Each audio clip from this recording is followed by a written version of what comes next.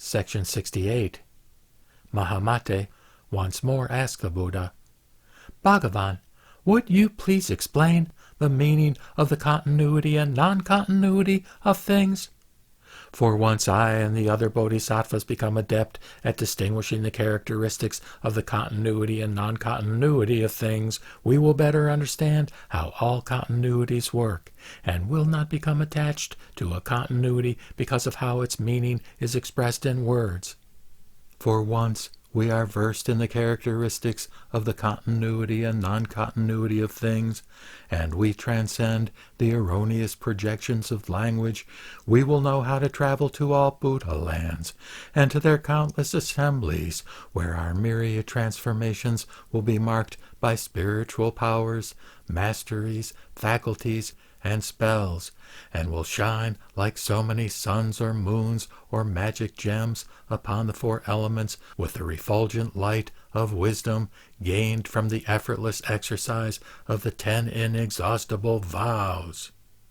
And wherever we dwell, we will look upon everything as an illusion or a dream, and will avoid views characterized by the projection of a self. And upon reaching the stage of Buddhas, in every realm where there are beings, we will teach whatever teaching they respond to, and lead them to transform themselves by accepting that everything is like a dream or illusion, and by avoiding categories of existence and non-existence, and projections of arising and cessation, or the teachings of other paths. The Buddha told Mahamate, Well said, well said. Listen carefully and ponder it well, and I will tell you. Mahamate replied, May we be so instructed.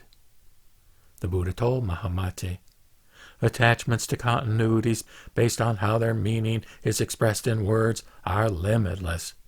There is attachment to the continuity of characteristics, attachment to the continuity of conditions, attachment to the continuity of existence and non-existence, attachment to the continuity of the projection of arising and non-arising, attachment to the continuity of the projection of cessation and non-cessation, attachment to the continuity of the projection of a path and no path, attachment to the continuity of the projection of the created and the uncreated, attachment to the continuity of the projection of the individual characteristics of the stages, attachment to the continuity of the projection of attainment and of projection itself, attachment to the continuity of the projection of categories of existence and non-existence on which other paths depend, and attachment to the continuity of the projection of attainment of the 3 paths or the one path. Furthermore, Mahamate, foolish beings project continuities other than these, but it is because of their projections of such continuities that they are like silkworms making cocoons, using the thread of projection to envelop themselves and others in attachments to the characteristics of continuities of existence and non-existence. Furthermore, Mahamate, for those who see that everything is still, there are no characteristics of continuity or non-continuity in any of this. But it is due to the non-arising of projections that bodhisattvas see that everything is still. Moreover, Mahamate, know that external entities do not exist, that their characteristics are perceptions of your own mind and free of projections.